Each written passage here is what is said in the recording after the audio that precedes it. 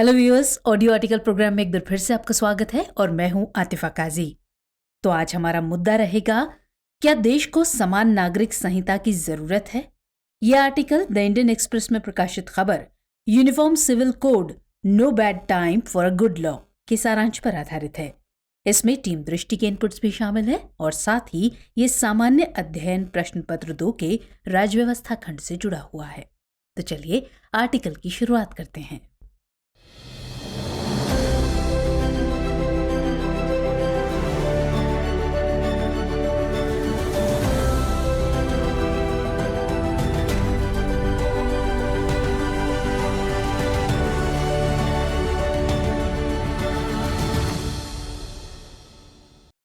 हालिया दिनों में समान नागरिक संहिता या यूनिफॉर्म सिविल कोड का मुद्दा सुर्खियों में है। सरकार से लेकर नागरिक समाज तक इस पर बातें कर रहा है और हाल ही में सरकार ने समान नागरिक संहिता पर अनौपचारिक ग्रुप ऑफ मिनिस्टर्स का गठन किया है। इस समूह में 4 वरिष्ठ मंत्रियों को जगह दी गई है और इस समूह की अध्यक्षता अर्थ साइंस मिनिस्टर किरण रिजिजू करेंगे। इस ग्रुप में अन्य मंत्रियों जैसे कि स्मृति ईरानी, जी किशन रेड्डी और अर्जुन राम मेघवाल सदस्य के तौर पर काम करेंगे। ये मंत्री समान नागरिक संहिता से जुड़े अलग अलग मुद्दों पर विचार विमर्श करेंगे। आदिवासियों से जुड़े मुद्दों पर किरण रिजिजू, महिला अधिकारों से जुड़े मुद्दों पर स्मृति ईरानी, पूर्वोत्तर राज्यों से जुड़े मुद्दों पर जी किशन रेड्डी और कानूनी पहलुओं पर कानून मंत्री अर्जुन राम मेघवाल विचार करेंगे। दूसरी तरफ इस मुद्दे को इस रूप में भी पेश किया जाने लगा है कि देश की बहुसंख्यक आबादी समान नागरिक संहिता को लागू करना चाहती है और अल्पसंख्यक समुदाय ये नहीं चाहता, क्योंकि अल्पसंख्यक समुदाय इसे खुद के लिए नुकसान के तौर पर देखता है। ऐसा माना जा रहा है कि इसके तहत सभी धर्मों के पर्सनल कानून की जगह एक ही कानून काम करेगा। अल्पसंख्यक समुदाय नागरिक संहिता को अनुच्छेद 25 का हनन मानते हैं, वहीं इसके समर्थकों का मानना है कि अनुच्छेद 14 तभी सार्थक होगा जब देश में समान नागरिक संहिता लागू होगी। फिर भारतीय महिलाओं के मन में इसे लेकर एक उत्सुकता भी है, क्योंकि इसके अंतर्गत इन महिलाओं को समान अधिकार प्राप्त होंगे जिसमें धर्म के अनुसार भिन्नता देखने को मिलती है। लेकिन ये सब इतना आसान नहीं रहने वाला है, क्योंकि इस संहिता को लागू करने में कदम कदम पर चुनौतियां आने वाली हैं और इसकी वजह है कि ये देश विविधताओं से भरा है और यहाँ न सिर्फ कई धर्म के मानने वाले हैं, बल्कि इनके खान पान, संस्कृति, भाषा, बोली, रहन सहन आदि में भी खूब भिन्नताएं हैं। जहाँ कुछ लोग राष्ट्रीय अखंडता और लैंगिक न्याय को बढ़ावा देने के एक तरीके के रूप में समान संहिता का समर्थन करते हैं, तो वहीं कुछ लोग इसे धार्मिक स्वतंत्रता और विविधता के लिए खतरा बताकर इसका विरोध करते हैं। भारत में गोवा अकेला राज्य है जहां समान नागरिक संहिता लागू है। पुर्तगाली शासन से स्वतंत्रता के बाद गोवा ने अपने सामान्य पारिवारिक कानून को बनाए रखा, जिसे गोवा नागरिक संहिता के रूप में जाना जाता है। शेष भारत में धार्मिक या सामुदायिक पहचान के आधार पर विभिन्न पर्सनल लॉ का पालन किया जाता है। अब ऐसे में ये सवाल उठता है कि क्या सांस्कृतिक विविधता से इस हद तक समझौता किया जा सकता है कि समानता के प्रति हमारा आग्रह क्षेत्रीय अखंडता के लिए ही खतरा बन जाए। फिर यह भी एक सवाल है कि एक देश के लिए एक कानून क्यों नहीं होना चाहिए। तो आइए इन्हीं सब सवालों के जवाब हम इस आर्टिकल में तलाशते हैं। चलिए सबसे पहले जान लेते हैं कि आखिर समान नागरिक संहिता क्या है। तो नीति निर्देशक तत्व से संबंधित अनुच्छेद 44 में समान नागरिक संहिता की चर्चा की गई है। इस अनुच्छेद में कहा गया है कि राज्य भारत के समस्त राज्य क्षेत्र में नागरिकों के लिए एक समान नागरिक संहिता प्राप्त कराने का प्रयास करेगा। मौजूदा समय में सभी धर्मों के पर्सनल लॉ या निजी कानून हैं, यानी लोग अपने अपने धर्म के निजी कानून का अनुसरण करते हैं। संपत्ति, विवाह और तलाक के नियम हिंदुओं, मुस्लिमों और ईसाइयों के लिए अलग अलग है। मुस्लिम, ईसाई और पारसी समुदाय का अपना अपना पर्सनल लॉ है, जबकि हिंदू, सिख, जैन और बौद्ध के नियम हिंदू सिविल लॉ के तहत तय होते हैं। लेकिन समान नागरिक संहिता धर्म, नस्ल, स्थान, भाषा आदि से परे प्रत्येक नागरिक के लिए एक समान कानून की वकालत करती है। अब सवाल है कि समान नागरिक संहिता पर आखिर लोगों की क्या राय है। तो असल में समान नागरिक संहिता की अवधारणा पर भारत में दशकों से बहस चल रही है और लंबे समय से कुछ राजनीतिक एवं सामाजिक सुधार आंदोलनों द्वारा इसकी मांग भी की जाती रही है। अगर मोटे तौर पर कहें तो संविधान निर्माण के बाद से ही समान नागरिक संहिता को लागू करने की मांग उठती रही है। समान नागरिक संहिता के पक्षधर ये मानते हैं कि भारतीय संविधान में नागरिकों को कुछ मूलभूत अधिकार दिए गए हैं। अनुच्छेद 14 के तहत कानून के समक्ष समानता का अधिकार, अनुच्छेद 15 में धर्म, जाति, लिंग के आधार पर किसी भी नागरिक से भेदभाव करने की मनाही और अनुच्छेद 21 के तहत जीवन और निजता के संरक्षण का अधिकार लोगों को दिया गया है। लेकिन महिलाओं के मामले में इन अधिकारों का हनन लगातार होता रहा है। बात चाहे 3 तलाक की हो, मंदिर में प्रवेश को लेकर हो, शादी विवाह की हो या महिलाओं की आजादी को लेकर हो, कई मामलों में महिलाओं के साथ भेदभाव किया जाता है। भारत में व्यक्तिगत कानून प्राय महिलाओं के साथ भेदभाव करते हैं, विशेष रूप से विवाह, तलाक, उत्तराधिकार और संरक्षण से संबंधित मामलों में। समर्थकों का मानना है कि समान नागरिक संहिता इस तरह के भेदभाव को समाप्त करने और लैंगिक समानता को बढ़ावा देने में मदद करेगी। वहीं दूसरी तरफ लोगों का ये भी कहना है कि समान नागरिक संहिता व्यक्तिगत कानूनों के मौजूदा ढुलमुल तंत्र को नियमों के एक समूह से प्रतिस्थापित कर विधिक प्रणाली को सरल बनाएगी, जो सभी व्यक्तियों पर समान रूप से लागू होगी। इससे सभी नागरिकों के लिए कानून अधिक सुलभ हो जाएंगे और वो इसे आसानी से समझ पाएंगे। ये भी दावा है कि समान नागरिक संहिता कानून के अनुप्रयोग में निरंतरता सुनिश्चित करेगी, क्योंकि ये सभी के लिए समान रूप से लागू होगी। ये कानून के अनुप्रयोग में भेदभाव या असंगति के जोखिम को कम करेगी। ये धर्म या व्यक्तिगत कानूनों के आधार पर भेदभाव को समाप्त करेगी तथा ये सुनिश्चित करेगी कि कानून के तहत सभी को समान अधिकार एवं सुरक्षा प्राप्त हो।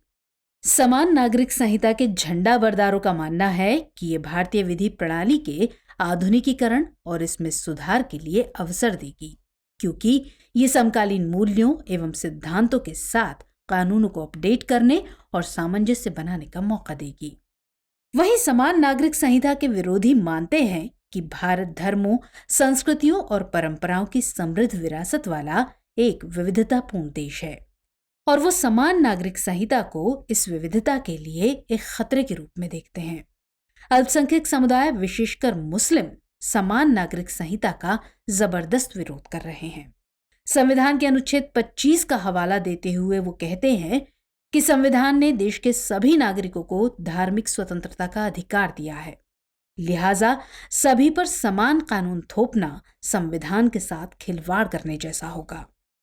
मुस्लिमों के मुताबिक उनके निजी कानून उनकी धार्मिक आस्था पर आधारित हैं, इसलिए समान नागरिक संहिता उनके धार्मिक मामलों में हस्तक्षेप करने जैसा भी होगा।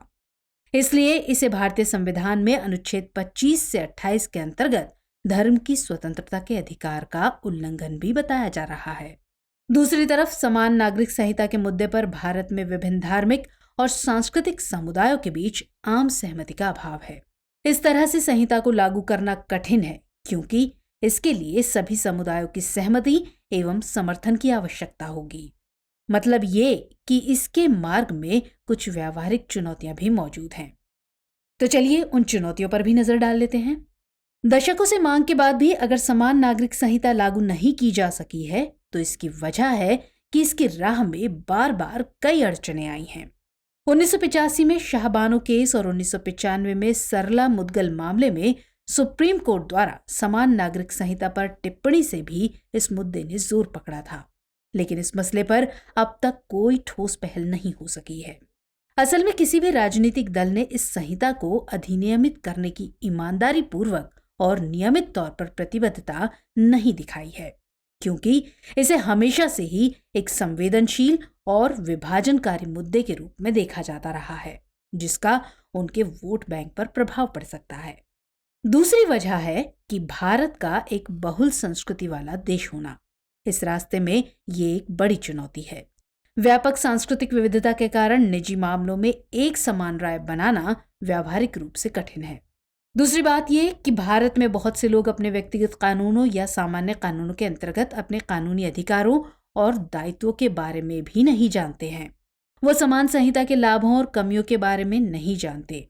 वो अक्सर निहित स्वार्थी तत्वों या सांप्रदायिक शक्तियों द्वारा फैलाई गई गलत सूचना या प्रचार से प्रभावित होते हैं।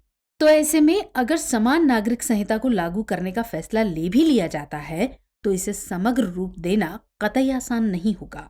इसके लिए कोर्ट को व्यक्तिगत मामलों से संबंधित सभी पहलुओं पर विचार करना होगा। विवाह, तलाक, पुनर्विवाह आदि जैसे मसलों पर किसी मजहब की भावनाओं को ठेस पहुंचाए बिना कानून बनाना आसान नहीं होगा। सिर्फ शरिया कानून 1937 ही नहीं बल्कि Hindu marriage act 1955, Christian marriage act 1872, Parsi marriage and divorce act 1936 में भी सुधार की आवश्यकता है। चलिए अब इस मसले में आगे की राह पर नजर डालते हैं। दरअसल समान नागरिक संहिता का खाका तैयार करते समय समान नागरिक संहिता की सामाजिक अनुकूलनशीलता पर विचार करने की जरूरत है। व्यक्तिगत कानून के उन क्षेत्रों से शुरू करना उपयुक्त होगा जो सबसे व्यापक रूप से स्वीकृत और निर्विवाद हैं, जैसे कि विवाह एवं तलाक संबंधी कानून। इससे न केवल समानता जैसे संवैधानिक अधिकार को अमली जामा पहनाया जा सकेगा बल्कि समाज सुधार जैसी पहले भी कामयाब हो सकेंगी।